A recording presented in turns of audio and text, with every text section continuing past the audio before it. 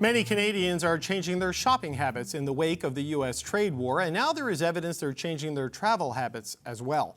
The number of Canadians crossing the Canada-U.S. border has reached COVID-era lows. The CBC's JP Tasker joins us now. Okay, JP, walk us through the data. What have you uncovered here? So there's been a huge drop in the number of people that are crossing from Canada into the U.S. We're actually back to COVID-19 levels in terms of how many people are actually using the land border. Let's show our audience some of the data that we have from U.S. Customs and Border Protection. This is just the land border, what I'm speaking about right now. So in February 2024, roughly 2.7 million people crossed from Canada into the U.S. This year, it's just 2.2 million travelers, so 500,000 fewer making the trip in February from Canada into the U.S. in the same month compared to what we had in 2024. So really just startling numbers in terms of how many people are not going to the United States right now. And it's not just people at the land border. We know that truckers, that number is down. Of course, there's not many pedestrians in the dead of winter making the trip to the U.S. by foot, but even those numbers are down. The only thing that's held steady is the number of people traveling by air. That is up slightly, but it's really much more difficult, of course, as you know, David, to cancel air travel. It's much more easy to kind of delay a land border trip, a day trip in the car to go cross-border shopping, much more difficult to cancel a flight, vacation package, that sort of thing. So those numbers are not coming down just yet. But everywhere else we look, the volume is coming down. And as I say, we haven't seen this level of cross-border travel since April 2022, when there were still travel restrictions in place because of the health crisis. Right, yeah. If you were locked into a flight for a vacation somewhere warm, it might cost you a pretty penny to cancel it, but you can just not go to the outlet malls in the United States. So just give us a bit more context on the timing. When did we really start to see these numbers slide? Yeah, that's where the data is quite interesting and revealing, because the number of travelers was up big in October compared to the year before. It was up big in November and December and January. Then when you get to February, there's a clear break in that upward trend. We are seeing that in the month of February, there was this massive decline. What happened in February? Well, February 1st, Donald Trump launched his trade war, right? And of course, we hit back with our own retaliatory measures. There was a lot of talk about Trump, a lot of anti-Trump sentiment in that month, and people were voting with their wallets and not going to the United States, as opposed to all the other months when people were going to the U.S. There was no problem with it. It's really in February that we saw that major distinction. I was speaking to a number of experts, people who work in this field, and they were telling me that what they are hearing is that it is driven by that anti-tariff sentiment, that a lot of people are frustrated with Trump and the president. That's why people aren't making those cross-border trips. I asked, well, could it be related to the U.S. dollar and the poor exchange rate that we're experiencing right now? And they said no, because we would probably see a flood of Americans coming north if that was the case. If the dollar was really motivating travelers right now, then a lot of shops on this side of the border would be seeing a huge influx. We're not seeing that sort of data.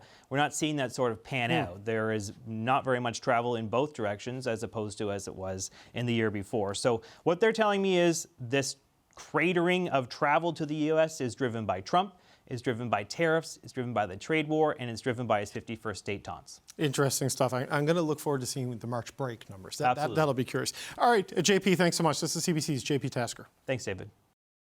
So while Canadians are traveling elsewhere, they're also shopping more local. How much of an impact could these changes have on the economy? Pierre Cléroux is the Vice President of Research and Chief Economist at the Business Development Bank of Canada, and he joins me now. It's good to see you, sir. Thank you for being here. Good evening. So you've done some modeling suggesting that Buy Canadian could be good for the GDP and for job growth. Break that down. What did you find? Well, actually, we find in our model that if every Canadian household were switching from buying $25 per week from foreign products to Canadian products, that will have quite an important impact on the Canadian economy. The GDP will increase by 0.7%, and it could create up to 60,000 jobs in Canada. That's not nothing. That's like, I know I've got a family of four, and we fill up that grocery cart now on Saturday. There's not a lot of American products in that anymore. We're making that choice. I mean, is it your sense that it's happening at a level where you're going to see almost 60,000 jobs and that kind of growth in the economy? Well, it's happening right now. There's a momentum. A lot of Canadians are looking for Canadian products. We see it at the grocery store. The demand for American products dropped by 6% in average in Canada. The demand for Canadian products has increased as well.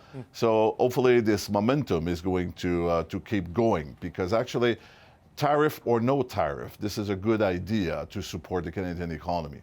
Right. So your data is reporting that 63% of Canadians say they'll buy local, or or buy more local, more made in Canada, and equally as many plan to reduce their U.S. products. But I know it may be good for the economy. It can give you these numbers, but there's a ceiling to how good this can be for the economy, right? This is not the solution to all the trade problems.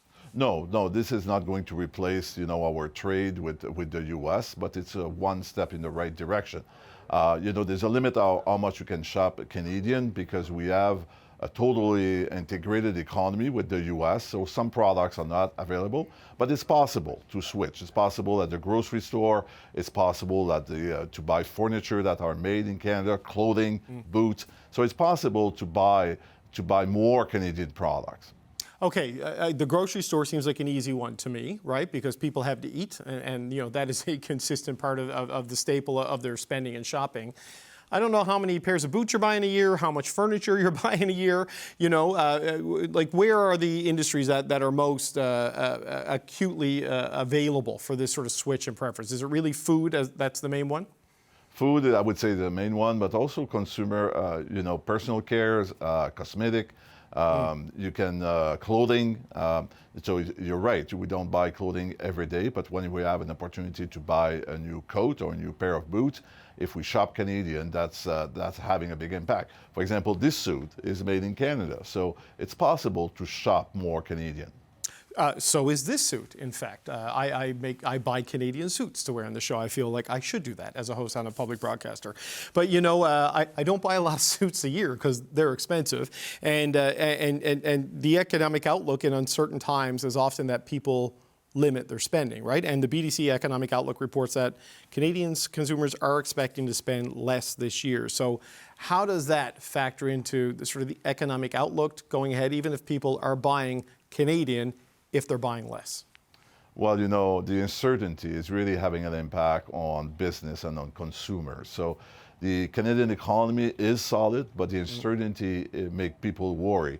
And as a result, the Canadian economy will slow down this year. How much is going to slow down? Well, it's going to depend on how many tariffs are going to be imposed on Canada.